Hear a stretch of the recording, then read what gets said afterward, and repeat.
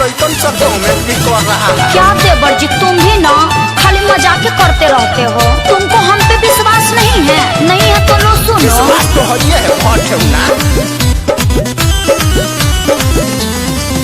रोज गाँव वालों को मैं बुलाती हूँ, खरिहानी में काम करवाती हूँ।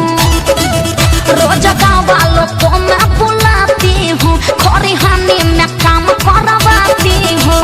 गतान कटवाती हूँ, बोझा बन्हवाती, गतान कटवाती हूँ, बोझा बन्हवाती हूँ। हाथ क्यों तुमल रहा है? अरे और सुनिएगा, दिमाग फेल हो जाएगा। अरे बताइए ना भौजी, और क्या चल रहा है? चैत में अदौरे चल रहा है, थ्रेसर से भूसा निकल रहा है। चैत में अदौरे चल रहा है, थ्रेसर से भूसा निकल रहा है।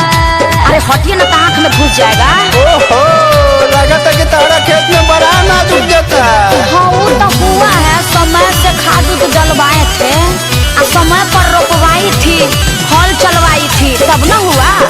जानते हैं 20,000 तो पटौनी में लग गया।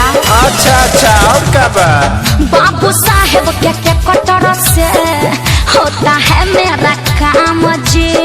घंटों पर मैं देती हूँ पैसा, वो करते हैं नया राम जी। बाबू साहेब के कटर से होता है मेरा काम जी। घंटों पर मैं देती हूँ पैसा, वो करते हैं नया राम जी।